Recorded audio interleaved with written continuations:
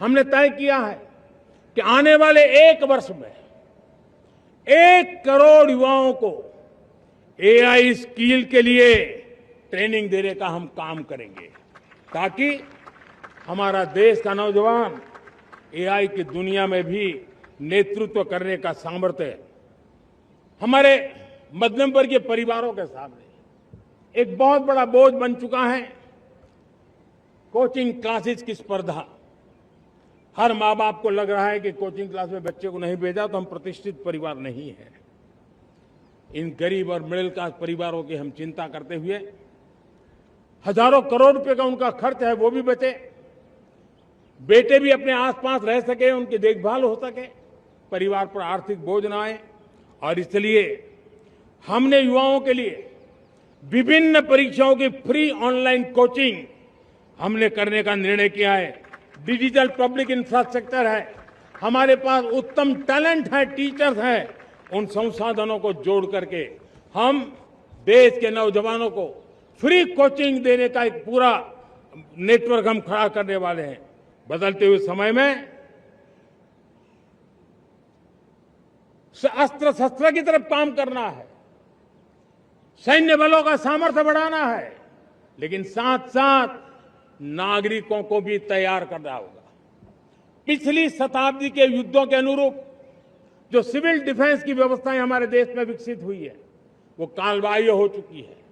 और इसलिए मैं आज लाल किले से घोषणा कर रहा हूं कि हम आने वाले दिनों में सिविल डिफेंस का एक वाइब्रेंट नेटवर्क खड़ा करेंगे, आधुनिक व्यवस्थाओं से उनको परिचित कराएंगे, आधुनिक संकटों से नागरिकों को रक्षा करने की क्या व्यवस्था हो सकती है।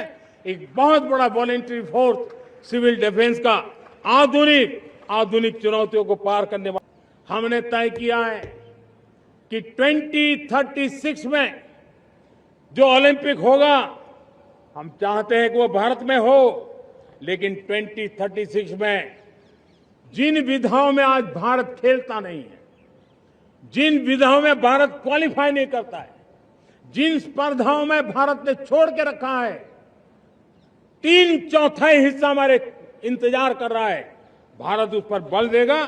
और इसके लिए हम टैलेंट हंट का एक अभियान भी चलाना चाहते हैं। हमें अगर 2036 के लिए खिलाड़ी चाहिए तो आज जो 5 साल, 10 साल, 15 साल की उम्र के नौजवान हैं, बेटे हैं, उनके तरफ ध्यान देना होगा, उन बेटियों पर ध्यान देना होगा।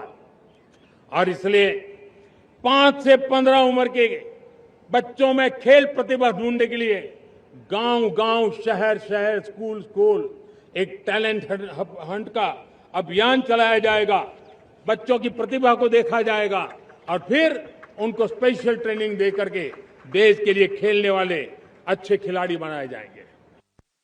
देश आजाद होने के बाद विश्व में तो सेमीकंडक्टर की चर्चा हो चुकी थी, हमारे यहां भी बातें होती थी, लेकिन सेमीकंडक्टर का कोई बड़ा प्लान हम आगे नहीं बढ़ा पाए। और आज स्थिति क्या है? आज की डिजिटल दुनिया में, आज की टेक्नोलॉजी में चिप का महात्म्य हम समझते हैं। कोई भी इलेक्ट्रॉनिक गुड्स होगा, हमारे मेडिकल इक्विपमेंट होंगे, हमारे ट्रांसपोर्ट के रास्ते होंगे, हर किसी में चिप अनिवार्य है। और इस चिप के बिना दुनिया थम जाए ऐसी स्थिति पैदा हो। और इसलिए भारत ने आत्मनिर्भर होने की दिशा में अपना सेमीकंडक्टर प्लांट, बड़ा सेमीकंडक्टर प्लांट, 3 सेमीकंडक्टर प्लांट शुरू हो चुके हैं।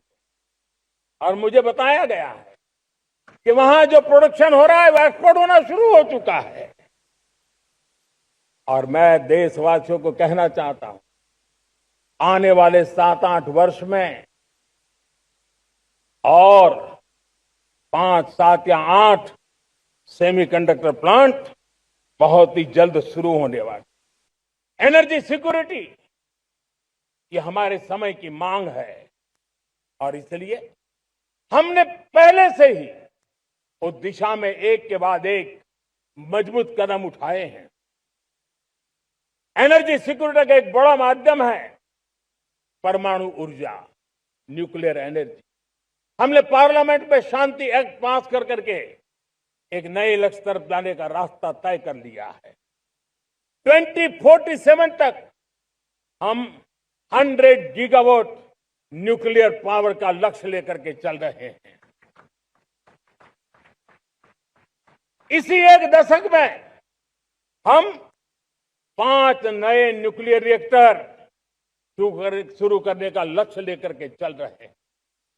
इस वर्ष भारत ने फास्ट ब्रीडर न्यूक्लियर टेक्नोलॉजी में महारत हासिल करके एक अहम पड़ाव पार किया है और उसके कारण परमाणु ईंधन में आत्मनिर्भर बनने की दिशा में हमें एक बहुत बड़ा सफलता का कदम हमने रखा है।